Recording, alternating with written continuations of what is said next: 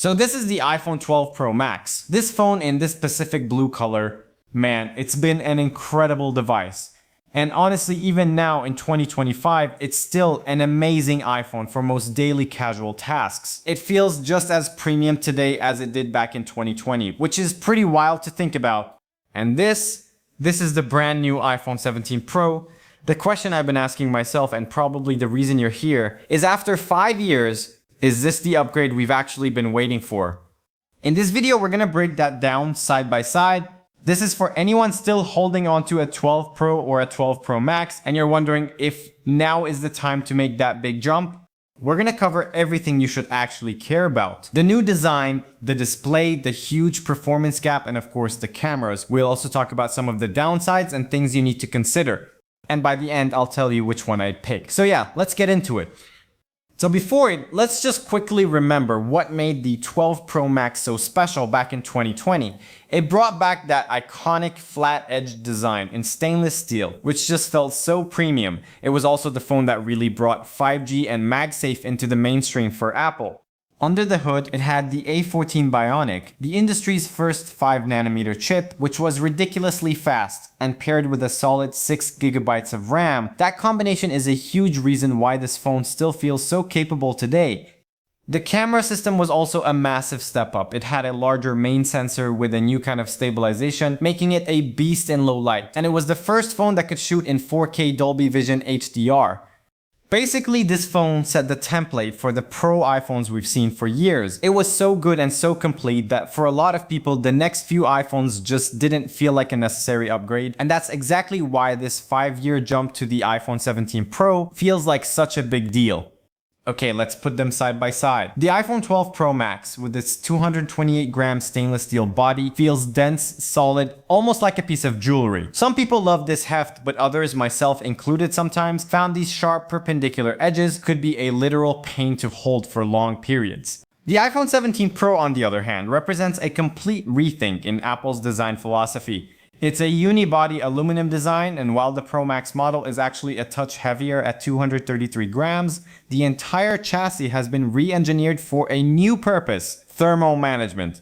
This isn't a cost-cutting move, it's a deliberate engineering choice. Aluminum is lighter than steel and crucially much better at dissipating heat, which is essential for the new chip inside. The material choice is no longer just for looks, it's a critical part of the phone's performance system. When it comes to durability, the 12 Pro Max has that tough ceramic shield on the front. The 17 Pro has an upgraded ceramic shield too, which Apple says has 3 times better scratch resistance. But the really big change is on the back. The 17 Pro is the first iPhone to also feature ceramic shield on the back, making it far more resistant to cracks from a drop than the matte glass on the 12 Pro Max. And of course, that anodized aluminum frame allows Apple to offer these vibrant, bold colors like this cosmic orange, which is a huge departure from the more muted tones of 2020.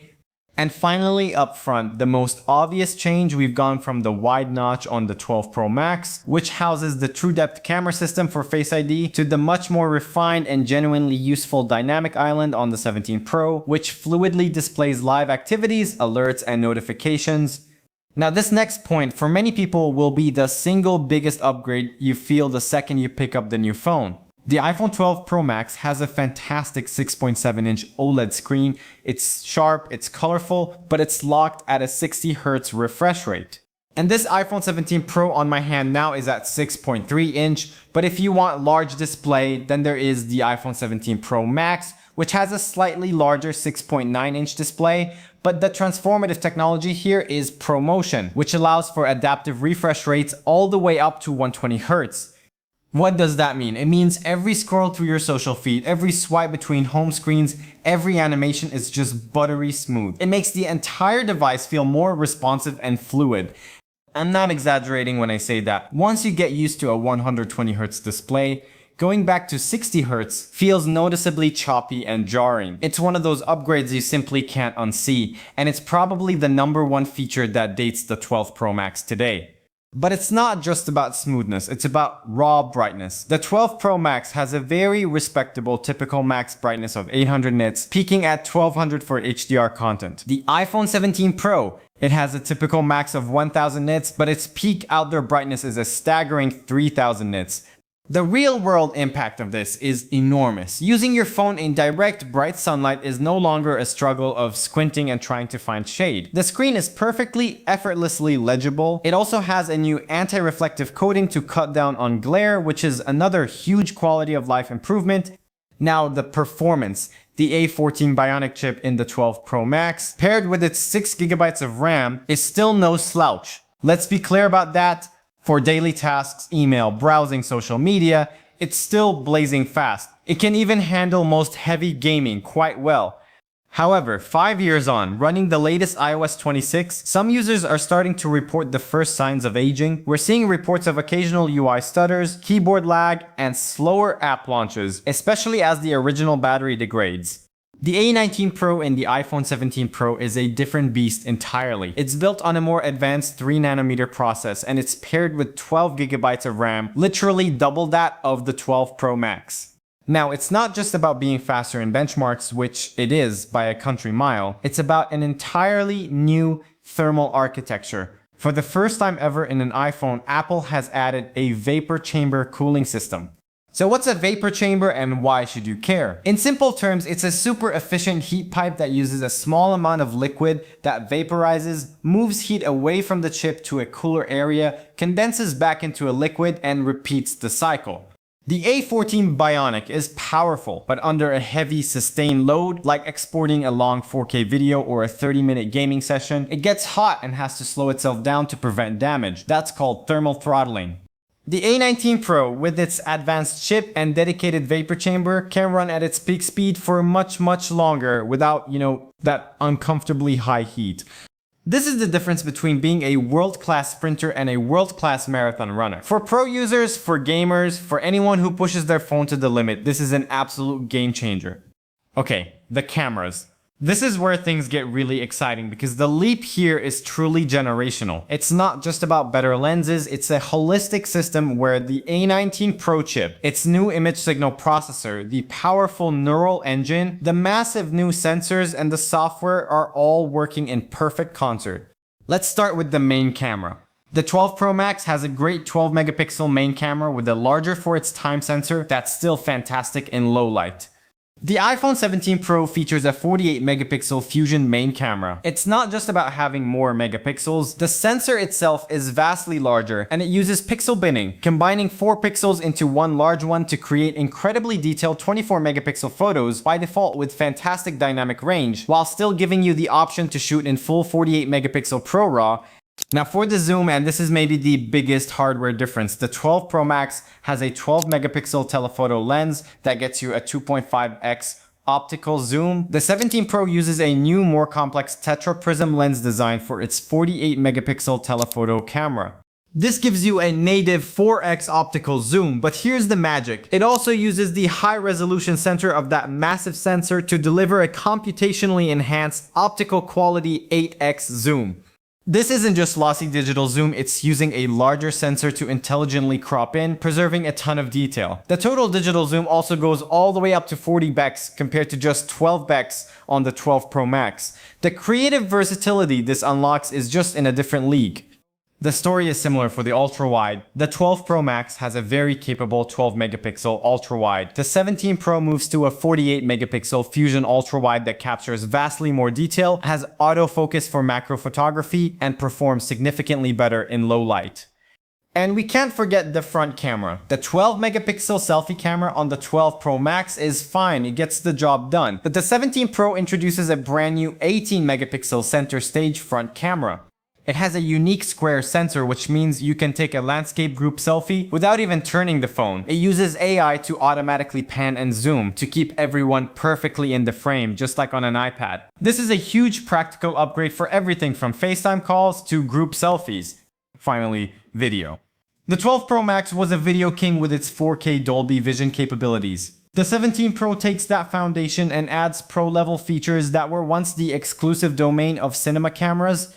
We're talking about recording in ProRes RAW video up to 4K at an insane 120 frames per second for incredible slow motion. There's a new action mode for gimbal-like stabilization, And my personal favorite, a new dual capture mode, which lets you record video from the front and back cameras at the same time. For vloggers, journalists, or any content creator, this is an absolute killer feature. Okay, let's pump the brakes for a second and be real. The iPhone 17 Pro is an incredible piece of technology. But does that mean your 12 Pro Max is suddenly useless? Absolutely not. As we've seen from countless long-term reviews, this phone has aged remarkably well. The A14 chip is still more than powerful enough for the vast majority of people's daily needs. The cameras still take beautiful, vibrant photos, especially in good lighting, and it runs the latest version of iOS 26, so you have access to most of the latest software features and, more importantly, security updates. The main pain points you're likely facing after 5 years are predictable. First, and most importantly, is battery health. If you're still on the original battery, it's probably degraded significantly and isn't lasting a full day anymore. But a simple battery replacement from Apple or a reputable shop can make it feel brand new again for a fraction of the cost of a new phone. Second, as I mentioned, is that 60Hz display. If you've never used a 120Hz screen, it probably doesn't bother you at all, but it is the single biggest feature that makes the phone feel dated compared to modern flagships. And third, you are missing out on the newest wave of software features like Apple Intelligence that require the more powerful neural engines found in newer chips. Now, what about the case against the iPhone 17 Pro? Well, the most obvious downside is the price. The Pro model is at $1,099 and the Pro Max model starts at around $1,399, and that is a huge chunk of change. It's a massive investment, and like any brand new product with a new design, there can be early issues. There has been some online chatter and photos from Apple stores showing a potential scratch gate on the new anodized aluminum finish, particularly on the deep blue models, where the finish seems to be chipping or scratching easily. Now, Apple has claimed this is just material transfer from worn-out MagSafe display stands in their stores, but it's something to be aware of. The new unibody design might have its own quirks and durability questions that only time and real-world use will answer. So after all that, who should actually upgrade? I think it breaks down into a few groups. First, for the It Just Works user. If you use your 12 Pro Max for calls, texts, browsing social media, taking casual photos of your family, and you're generally happy with it, honestly, save your money. Spend around $100 on a battery replacement. It will feel like a new phone and will likely get you another year or two of security updates. The upgrades on the 17 Pro, while amazing, are probably complete overkill for your needs. Next, for the power user, gamer, and content creator. Okay, now if you're in this camp, it's a completely different story. If you're feeling the slowdown when editing and exporting videos on your phone, if you're a serious mobile gamer who hates when the frame rate drops 20 minutes into a session due to thermal throttling, or if you're a passionate photographer who constantly feels limited by the 2.5x zoom and wants the absolute best low light performance, then yes, the iPhone 17 Pro is a monumental night and day upgrade. The sustained performance from the A19 Pro and its vapor chamber, the fluid ProMotion display, and the sheer creative versatility of the new camera system will fundamentally change how you use your phone. For you, the upgrade is absolutely worth it. So here's the bottom line. The iPhone 12 Pro Max is, without a doubt, one of Apple's all-time greats. The fact that it's still a viable, capable, and premium-feeling phone 5 years after its launch is incredible. But technology has not stood still. The iPhone 17 Pro isn't just an iterative update. When viewed from a 5-year gap, it feels like a whole new category of device. The jump in the display's fluidity and brightness, the sheer power and marathon-like endurance of the A19 Pro, and the mind-blowing versatility of this new camera system represent a true, meaningful, and tangible leap forward. For the first time in a long time, if you're an iPhone 12 Pro Max owner who has been patiently waiting, there is a genuinely compelling no-brainer reason to upgrade. It's a fantastic time to finally make that jump. The upgrades are absolutely significant. But that's just my take after living with these phones. I really want to hear from all of you. Are you still rocking an iPhone 12 Pro Max in 2025? Are you planning on upgrading to the 17 Pro or maybe something else? Let me know your story and your thought process down in the comments below. If you found this video helpful in making your decision, a simple thumbs up would be amazing, and consider subscribing for more deep dives like this one. Thanks so much for watching, and I'll catch you in the next one.